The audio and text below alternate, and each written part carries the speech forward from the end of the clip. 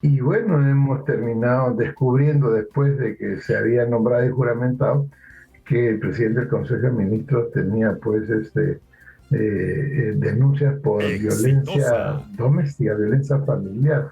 Y eso políticamente es inviable, ¿no? Vamos a conversar entonces respecto a ello, porque es cierto, pues el gobierno o el gabinete de Valer duró apenas 3 días, 72 horas. Vamos a entablar ya la comunicación en todo caso. Aló, ¿qué tal? ¿Cómo está? ¿Cómo está? Buenos días. ¿Cómo está? Buen día y buen día a todos los seguidores de Éxitos. Eh, ¿Cuál es la lectura política, en todo caso, ante lo que ocurre? Porque lo cierto es que hay un gabinete que dura 3 horas y que es en respuesta a una crisis previa y que genera otra crisis y nos abre el camino, digamos, a nuevamente esperar qué viene por parte del gobierno. Usted, como expresidente del Consejo de Ministros, señor Solari, a quien le damos la bienvenida, tiene, imagino, una lectura sobre este caso. Bueno, el problema principal que nosotros tenemos es que el presidente Castillo Exitosa. ganó las elecciones con 35% del total de los electores, porque uno, por supuesto, gana con los votos válidos. Una vez que se acaba la elección, uno tiene que gobernar con todos, ¿no? Entonces, de ese total de los electores, solo 35 de cada 100 votaron por él, pero el gobierno y el señor Castillo se han venido comportando como si hubieran ganado con 80 o 90%. Y eso hace que se cometan errores con mucha facilidad. Uno de los errores que vemos en todos los gabinetes es que quienes apoyan al presidente en su trabajo no ni siquiera googlean, ¿no? Ni siquiera buscan en Google los antecedentes de las personas, denuncias que hayan tenido, ¿no? Eso es simplísimo de hacer, ni siquiera eso. Entonces, cuando renuncia la primera ministra Vázquez, es imposible pues que en 24 horas o en 36 horas el presidente pueda recomponer un gabinete con gente que realmente ayude al gobierno a resolver los problemas que están pendientes. El gabinete anterior, mire, la respuesta por supuesto, la empresa Repsol tiene responsabilidad en el derrame, pero en la respuesta ante el derrame, el gobierno prácticamente, ese gabinete prácticamente no hizo nada hasta que La Mancha llegó a Chancay, cuando La Mancha ni siquiera tenía que haber de aceite, de petróleo, pero no tenía que haber llegado ni siquiera a Ancón. Ahora, Entonces, el presidente nombró un gabinete así a la rápida. claro. Y bueno, hemos terminado descubriendo después de que se había nombrado y juramentado que el presidente del Consejo de Ministros tenía pues denuncias por violencia Exitosa. doméstica, violencia familiar. Y eso políticamente es inviable, ¿no? Totalmente inviable. Han tratado el gobierno de forzar la ida al Congreso, pero no son así. El Sobre este artículo tema, 130 de la señor Constitución Solari, sí, no dice que quien dirige la batuta claro. es el presidente del Consejo para presentarse en el Congreso. Entonces, ha habido un choque de poderes el día de ayer absolutamente innecesario, y en honor a la verdad, no está bien que el presidente salga y diga: voy a cambiar el gabinete porque no lo han querido recibir mañana sábado. No, va a cambiar el gabinete porque ningún primer ministro, ningún político puede sobrevivir durante 3 días todas las carátulas en contra de la persona y del gobierno, ¿no? Claro, señor Solari, porque hay un tema y usted ha tocado, y ese tema donde yo quería llegar, porque ayer escuchamos al presidente sin autocrítica, ¿de acuerdo? Responsabilizando básicamente que como no pusieron la fecha y hora para que se, digamos, escuche al gabinete, pues él obliga esto a que haga un cambio, pero digamos, no es así como se dan las cosas. Básicamente esto responde a una crítica encima del señor Valer, pero la pregunta es, ¿qué puede interpretarse del discurso del presidente Castillo al culpar al Poder Legislativo y no asumir una responsabilidad porque finalmente fue él quien designa al señor Héctor Valer? Es decir, ¿cuál cree usted en todo caso que sea la lectura que tiene el presidente? Porque yo entiendo que él sigue asumiendo que la culpa viene de afuera y no interna, es decir, no de él. Bueno, eso significa que tenemos en Palacio de Gobierno un presidente al margen de la realidad, porque la gente, los ciudadanos, los que nos están escuchando en sus autos, van a trabajar o ya están trabajando, ¿no es cierto?, y en los domicilios, los peruanos no somos tontos, los peruanos sabemos lo que ha estado pasando, sabemos que ha habido errores en la designación de ministros, no solamente el de uno. Entonces, obviamente, cuando el presidente sale y dice, eso que ustedes están viendo en los periódicos, en la televisión, las denuncias, todas las declaraciones que hay de todas las personas que han salido a declarar, todo eso, por si acaso, eso es mentira, eso no es cierto, es irreal, ¿no? Lo real es que hemos pedido ir al Congreso y nos la han negado, y por eso recomponemos el gabinete.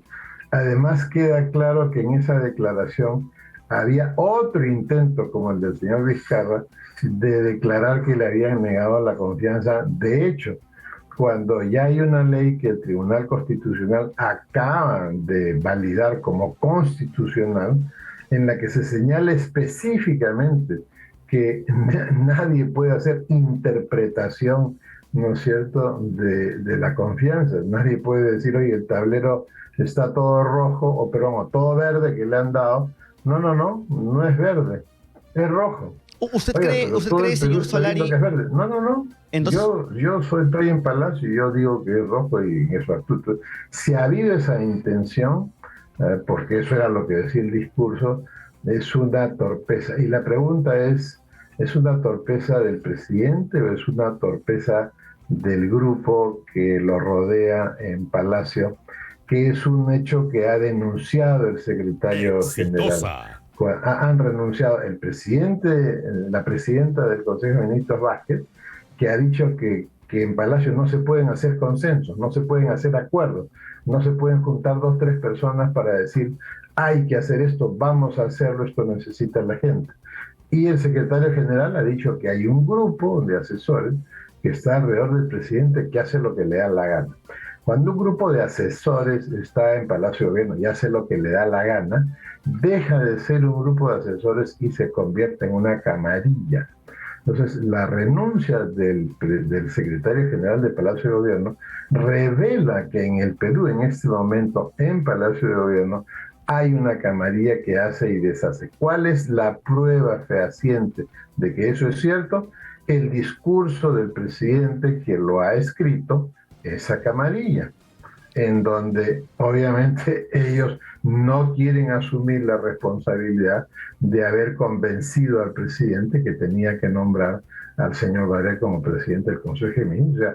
O sea, este discursito de ayer del presidente tiene muchas aristas, ¿no? O sea, revela ahora, muchas cosas. ¿Cómo interpretar, por ejemplo, señor Solari, si me permite, claro? Revela que hay una camarilla de gobierno en Palacio, queda claro esa y revela que ahí está la intención de cerrar el Congreso y de quedarse gobernando por decreto ley como hacen los dictadores, ¿no? Ahora, ¿cómo tomar? Porque previo a esto que era algo evidente que se iba a dar, que es la salida del señor Valer, hemos leído tweets de integrantes del gabinete cuestionando a su presidente del Consejo de Ministros, pero digamos, un cuestionamiento que no iba acompañado de renuncia, sino cuestionaban la designación del señor Valer y decían de que esto no iba acorde con el gobierno, pero, digamos, no acompañaban esto con una renuncia, con un tema de protesta finalmente hacia el presidente, que es el que lo designó en el cargo. ¿Cómo tomar esto? ¿Cómo interpretar esto del señor Roberto Sánchez, del señor Hernando Ceballos, que mostraron esta posición en contra del señor Valer? Y también el canciller, ¿no? Y el canciller Landa, claro. Porque, mire, cuando uno no está de acuerdo con lo que hace el jefe, en cualquier trabajo, ¿no? Uno se renuncia, uno se va, ¿no? Si el jefe le dice a uno, oye, ¿sabes qué? Vamos a hacer esto para evadir impuestos, y usted no está de acuerdo, se va, uno renuncia. Yo renuncié en el año 2004 y me fui del gobierno, del partido, de todas partes. Y el señor Toledo, pues no estaba de acuerdo con lo que estaban haciendo, me fui y se acabó el problema. Entonces, ver que a nosotros, esta es la primera vez que he visto esto, y mire que a mí me encanta la política desde que tengo uso de razón. Yo desde niño he sido un lector de periódicos y de los debates políticos de Alfonso Tealdo, toda la vida.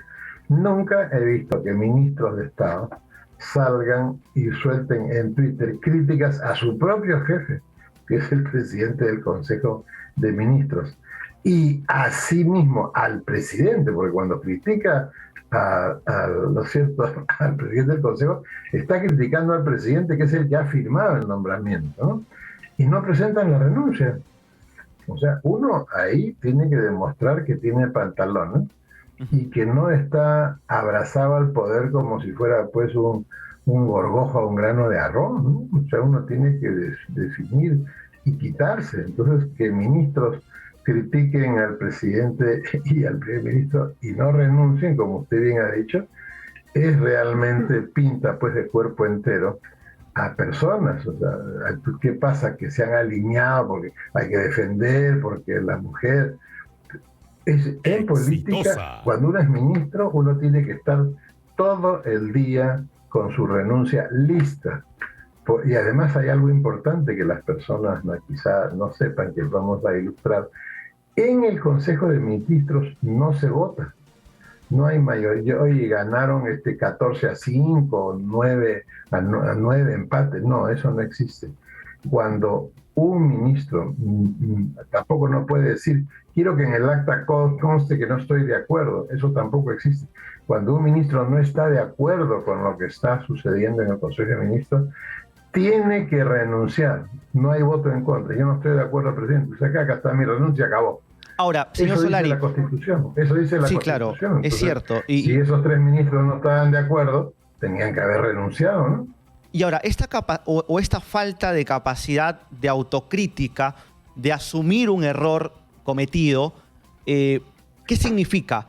Que esto puede ser una constante a nivel de designaciones, que lo que se ha vivido con el señor Valer puede verse reflejado en siguientes gabinetes, porque no hay, digamos, un análisis profundo de lo que se está haciendo mal desde el gobierno, desde el Ejecutivo. Bueno, si uno mira hacia atrás, esa es una constante en la conducta del señor presidente, ¿no? Oye, me reúno en la casa de Zarratea y denos la lista. No hay lista. No, los asesores le recomendaron que no entregue la lista. ¿Cómo se llama eso? Ocultar la verdad.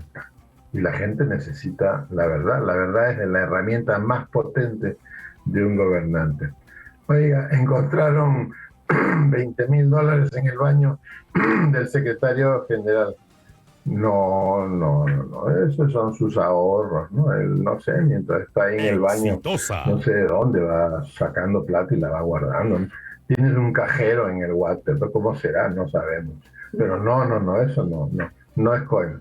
Oiga, sale el subcomandante de la policía, han vendido los puestos de coronel a general en la policía entre 20,000 a 50,000. No, aquí claro. Se le ocurre. La indignación selectiva, o sea, ¿no? Esta negación constante de las denuncias y de la realidad, hay que decirle a las personas que ¿quién nombra los asesores? ¿De quién es la firma en la resolución? Del presidente de la República. ¿Quién firma las resoluciones supremas en nombramiento de los ministros que han tenido que salir porque hicieron una fiesta cuando estaban prohibidas, ¿no es cierto? Porque mintieron, porque no sabían dónde estaban parados, ¿no es cierto? Tremendo desastre ambiental del derrame de petróleo, y nombra de ministro del Ambiente a una persona que creo que tiene un año de experiencia, que tiene mínima experiencia y que no tiene ni idea, por supuesto, de cómo se hace. ¿Y de quién es la firma? Del presidente. Correcto. O sea, si en el Perú hay todavía gente que está acostumbrada a decir, yo no fui, yo no estaba, yo me fui al baño, en ese momento desapareció tal señor cosa. Solari. No, yo no estuve, no fue mi turno, yo no había llegado, yo ya me había ido. Correcto. Bueno, en este caso tenemos un ejemplar de esta conducta en el presidente de la República. Él firma las resoluciones, designa gente, se equivoca al designar gente y la culpa la tiene el Congreso. Perfecto, señor Solari. Le agradezco, en realidad queda clara la posición y queda claro también cuál es, digamos, la forma de ver al presidente Castillo, su gobierno, con una falta clara de autocrítica. Usted lo ha dicho, usted ha sido parte del Estado, del gobierno, expresidente del Consejo de Ministros. Le agradezco, señor Solari, por la comunicación. Estaremos seguro también más adelante comunicándonos con usted, porque es cierto, hay una falta de autocrítica, hay un responsable directo por las designaciones y es básicamente el presidente de la República. Hemos estado con el señor Luis Solari, ex presidente del Consejo de Ministros.